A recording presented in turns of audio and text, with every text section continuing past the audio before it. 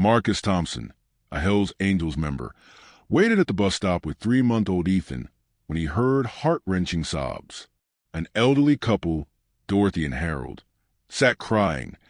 Their son Brian had abandoned them there 6 hours earlier after supposedly moving them to a new house. Marcus, widowed just 3 months ago when Emily died during childbirth, felt something stirred despite his own grief. He offered them a ride to their son's new address in Fredericksburg. They searched the Acacia Gardens neighborhood but couldn't find Brian's house. With night falling and no options, Marcus took them to his home. The next day, his attorney uncovered devastating news. Brian had sold their house for $150,000, half its actual value, promising profitable investment returns and new housing. Both the money and Brian had vanished. The attorney found Brian had pulled similar scams on other victims before. Sharon, Marcus's mother-in-law who helped care for Ethan, issued an ultimatum. The elderly leave or she stops coming. Marcus chose the elderly. Dorothy became Ethan's caregiver while Marcus worked. Harold handled household repairs. The arrangement brought life back to the grieving house. When social services investigated based on a neighbor's complaint, Marcus obtained legal guardianship.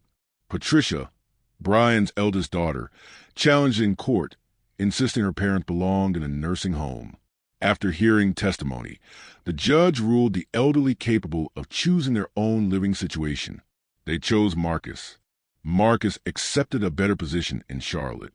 The family moved together, settling into a new routine. He met Jennifer, a nurse at the hospital. Their relationship grew naturally. They married, with Harold walking Jennifer down the aisle and Dorothy serving as matron of honor. They had a daughter, Olivia. When Harold needed heart surgery with only 60% survival odds, the family rallied around him. He survived and recovered. Brian was eventually arrested for fraud.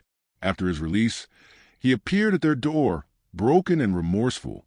He sought forgiveness, began visiting every weekend, worked to repay the stolen money, and slowly rebuilt trust over 2 years of consistent effort.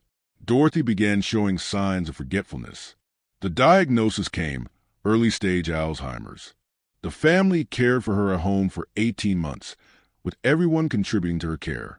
When her condition required specialized medical attention, they moved her to a clinic. She died peacefully in her sleep 6 months later. Harold fell into deep depression, but gradually recovered through persistent love and attention of his grandchildren Ethan and Olivia. Years passed. Ethan grew to 15, Olivia to 8. Brian had genuinely transformed, becoming trusted family. Harold, now 83, called Marcus aside one afternoon. He asked Marcus to continue watching over Brian after his death, ensuring he wouldn't be alone again.